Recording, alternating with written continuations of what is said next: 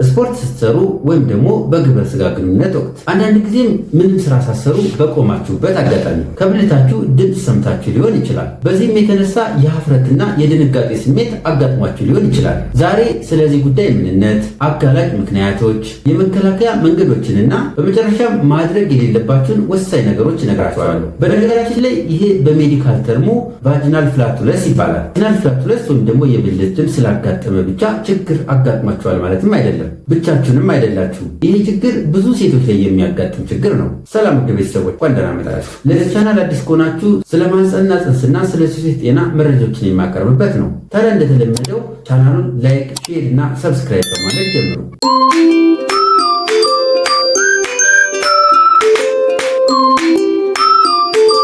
ቫጂናል ፍላቱለስ ኦር ደግሞ የብልት ድምፅ ምንድን ነው? ቫጂናል ፍላቱለስ ወይም ደግሞ የብልት ድምፅ ማለት ወደ ብልት ውስጥ የገባው አየር ወደ ውጭ በሚወጣበት ጊዜ የሚያጋጥም ድምፅ ነው። ይህ የሚያጋጥም ድምፅም ሽታ የለውም። ከምግብ መፈጨት ስርዓት ጋር ወይም ደግሞ ከአንጀት ስርዓት ጋር በፍጹም አይገናኝም።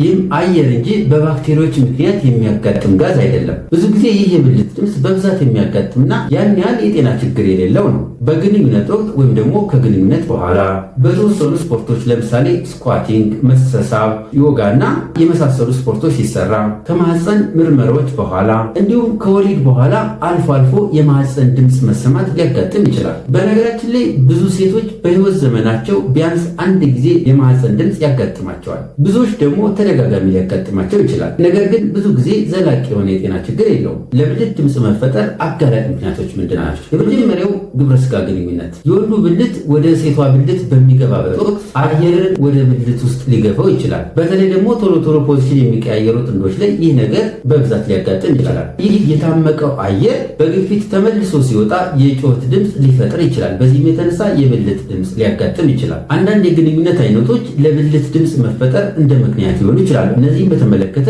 በዚህ ቪዲዮ መጨረሻ እነግራቸዋለሁ። ሁለተኛው ለብልት ድምፅ መፈጠር እንደ ምክንያት የሚወሰደው የተወሰኑ ስፖርቶች እንደ ዮጋ፣ ስኳት፣ መሳሳብ እና ሌሎች የስፖርት አይነቶች አየር ወደ ብልት ውስጥ እንዲገባና እንዲወጣ ምቹ ሁኔታዎችን ስለሚፈጥሩ በዚህም የተነሳ የብልት ድምፅ ሊያጋጥም ይችላል። ሶስተኛ ለብልት ድምፅ መፈጠር እንደ ምክንያት የሚወሰደው የማህፀን ጡንቻዎች ደካማ መሆን። ብዙ ጊዜ ከወሊድ በኋላ እንዲሁም ብዙ የወለዱ እናቶች፣ እድሜያቸው ገፋ ያለ እናቶች ላይ የብልት ጡንቻዎች ስለሚላሉ በቀላሉ አየር ወደ ውስጥ ስለሚገባ የገባው አየር ወደ ውጭ በሚወጣበት ጊዜ የብልት ድምፅ ሊያጋጥም ይችላል። አራተኛ ድህረ ወሊድ ላይ የሚያጋጥሙ ለውጦች። ከወሊድ በኋላ የብልት ጡንቻዎች በተወሰነ መልኩ ላላ ብለው ለተወሰነ ጊዜ ሊቆዩ ይችላሉ። ይህም በቀላሉ አየር ወደ ውስጥ እንዲገባና እንዲወጣ ምቹ ሁኔታዎችን ስለሚፈጥሩ በዚህም የተነሳ የብልት ድምፅ ሊያጋጥም ይችላል። ስለዚህ ድህረ ወሊድ ላይ ወይም ደግሞ ከወለዳችሁ በኋላ ከተወሰነ ጊዜ ድረስ የብልት ድምፅ ቢያጋጥማችሁ ሊያጋጥም የሚችል ችግር ስለሆነ መደናገጥ አያስፈልግም። ቀስ በቀስ የብልት ጡንቻዎች እየጠነከሩ ሲሄዱ በራሱ እየተስተካከለ ይሄዳል። አምስተኛ በማህፀን ምርመራዎች ወቅት የብልት ድምፅ ሊፈጠር ይችላል። የማህፀን ምርመራ በሚደረግበት ወቅት ይህንን ምርመራ ለማድረግ የምንጠቀማቸው የሕክምና መሳሪያዎች ወደ ብልት ውስጥ ሲገቡ አየርን አብረው ይዘው ሊገቡ ይችላሉ። ታዲያ ከምርመራ በኋላ ወይም ደግሞ በምርመራ ወቅት እንደዚህ አይነት የብልት ድምፅ ሊያጋጥም ይችላል። የገባው አየር ወደ ውጭ በሚወጣበት ጊዜ ድምፅ ሊፈጥር ይችላል።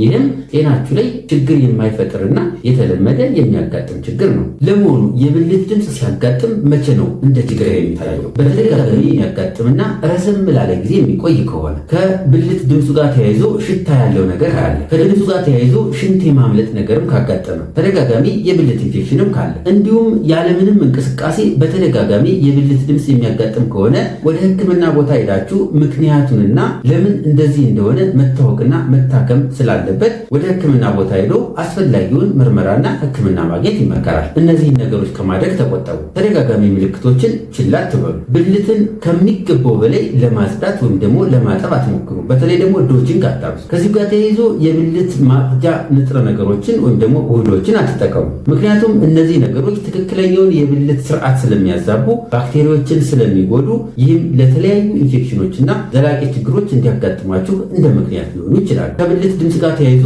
የአንጀት ወይም ደግሞ የሆድ ድርቀት ካለ ይህንንም ችላ አትበሉ። ከአቅማችሁ በላይ ዕቃዎችን አታንሱ። ያለ ሐኪም ትዕዛዝ ብልትን ሊያጠነክሩ ይችላሉ የተባሉ መድኃኒቶችን፣ ፕሮዳክቶችን አትጠቀሙ። ምክንያቱም እነኚህን ነገሮች በምትጠቀሙበት ወቅት የብልት ቁጣንና ኢንፌክሽን እንዲያጋጥማችሁ እንደ ምክንያት ስለሚሆኑ ይህም ዘላቂ ለሆነ ለብልት ችግር እንዲያጋጥማችሁ እንደ ምክንያት ሊሆኑ ስለሚችሉ፣ ስለዚህ ያለ ሐኪም ትዕዛዝ እነዚህን ነገሮች ባትጠቀሙ ይመከራል። የተወሰኑ የግንኙነት አይነቶች ወይም ደግሞ ፖዚሽኖች ለብልት ድምፅ መፈጠር እንደ ምክንያት ሊሆኑ ይችላሉ። ስለዚህ በዚህ ብልት ድምፅ የተቸገራችሁ ሰዎች እነዚህን የግንኙነት አይነቶች ብታስወግዷቸው ይመከራል። ለብልት ድምፅ መፈጠር እንደ ዋና ምክንያት የሚወሰደው ከኋላ የሚደረግ ግንኙነት ወይም ደግሞ ዶጊ ስታይል የሚባለው፣ ይህም ዲፕ ፔኔትሬሽን ወይም ደግሞ ብልት ወደ ውስጥ እንዲገባ ምቹ ሁኔታዎችን ስለሚፈጥር አየር ወደ ውስጥ እንዲገባ ያደርጋል። ስለዚህ ይህ የታመቀው አየር በሚወጣበት ጊዜ ድምፅ እንዲፈጠር እንደ ምክንያት ሊሆን ይችላል። በዚህ ችግር የተቸገራችሁ ሴቶች እንደዚህ አይነት ፖዚሽኖችን ባትመርጡ ይመከራል። ሁለተኛው የብልት ድምፅ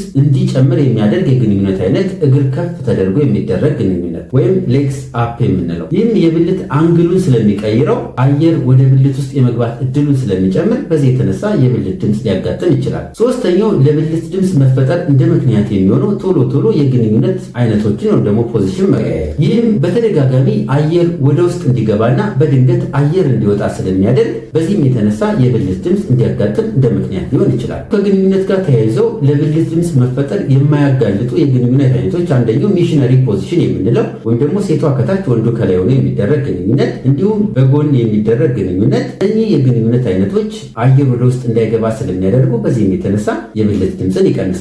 የብልት ድምፅን ለመከላከል የሚያግዙ መፍትሄዎች አንደኛው ስፖርት መስራት፣ በተለይ ደግሞ የማህፀን ስፖርት ወይም ደግሞ የዳሌ ስፖርቶችን ማዘውተር። ከነዚህ ስፖርቶች አንዱ ኪግልስ ኤክሰርሳይዝ የምንለው ነው። ኪግልስ ኤክሰርሳይዝ ማድረግ የብልት ጡንቻዎችን ያዝ ማድረግ ነው። ቢያንስ ለ5 ደቂቃ የብልት ጡንቻዎችን ያዝ ታደርጉና ከዛ ደግሞ ለ5 ደቂቃ ረፍት ትሰጣላችሁ። እንደዚህ እያደረጋችሁ ለ10 ጊዜ በተደጋጋሚ ታደርጉና 5 ደቂቃ መያዝ፣ 5 ደቂቃ ማረፍ፣ 5 ደቂቃ መያዝ፣ 5 ደቂቃ ማረፍ። ስለዚህ ይህንን ለ10 ጊዜ ተደጋግሙታላችሁ። ይህንን ድግግሞች በቀን ቢያንስ ለ3 ጊዜ ታደርጉታላችሁ፣ ጠዋት፣ ከሰዓትና ማታ። ይህንን ስፖርት በመስራት የብልት ጡንቻዎች እንዲጠነክሩ ማድረግ ትችላላችሁ። በነገራችን ላይ ይህንን ስፖርት እየሰራችሁ በአንድ ጊዜ ለውጥ ላይመጣ ይችላል። ቢያንስ ለውጦቹን ለማየት እስከ 2 ወር ድረስ መስራት ይኖርባቸዋል። ስለዚህ ከ2 ወር በኋላ በእርግጠኝነት ለውጦችን ታያላችሁ። ሌላኛው መፍትሄ አካል የብልት ድምፅን ሊያበብሱ የሚችሉ ነገሮችን ማስወገድ፣ ለምሳሌ የሆድ ድርቀት፣ የቆየ ሳልና ሌሎች ነገሮች ካሉ አግባብ ያለው ሕክምና ማድረግ፣ እንዲሁም የተወሰኑ የግንኙነት አይነቶችን መውሰድ፣ ለምሳሌ ሚሽነሪ ፖዚሽን። ሴቷ ከታች ሆኖ የሚደረግ ግንኙነት በሚሆንበት ጊዜ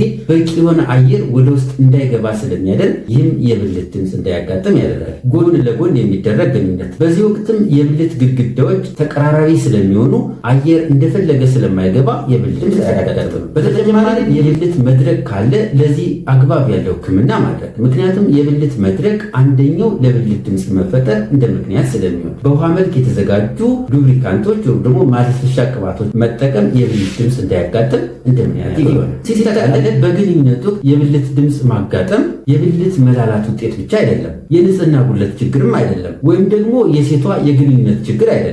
ይህ ቪዲዮ ጠቃሚ ነው ካሰቡ ሌሎች ሰዎችም ጋር ደርሶ እንዲማሩበት እንዲጠቀሙበት ቪዲዮውን ላይክ እና ሼር አድርጉ። እንዲሁም ለቤቱ አዲስ ከሆናችሁ ቻናሉን ሰብስክራይብ በማድረግ የደወል ምልክቱን በመብራት ቤተሰብ ሁኑ። በዚህ ቪዲዮ ያልተመለሰላችሁ ጥያቄና ተጨማሪ እንዲብራራላችሁ የምትፈልጉት ሀሳብ ካለ አስተያየት መስጫው ላይ አስቀምጡ። ለዛሬ ያዘጋጀሁት ይህንን ይመስላል። በቀጣይ በሌላ ፕሮግራም እስከምንገናኝ ቸር ሰንብቱ።